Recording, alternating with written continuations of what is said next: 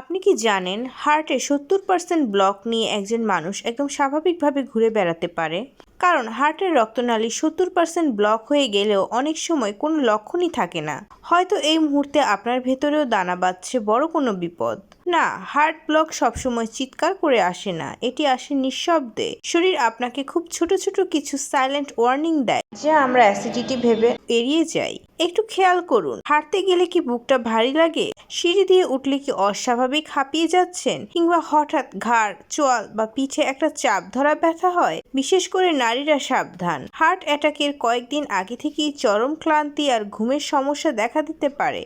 অনেকে ভাবে ব্যথা সহ্য করা মানেই ঠিক হয়ে যাবে, কিন্তু বাস্তব হলো হার্টে রক্ত পৌঁছানো বন্ধ থাকলে প্রতি মিনিটে হার্টের কোষ মারা যেতে শুরু করে, কারণ আপনার শরীর বলছে ভেতরে কিছু একটা ঠিক নেই। সময় নষ্ট করবেন না। বুকে চাপ বা শ্বাসকষ্ট হলে 1 মিনিটও দেরি না করে চিকিৎসকের শরণাপন্ন হন। আপনার একটি দ্রুত সিদ্ধান্তই পারে আপনার জীবন বাঁচাতে।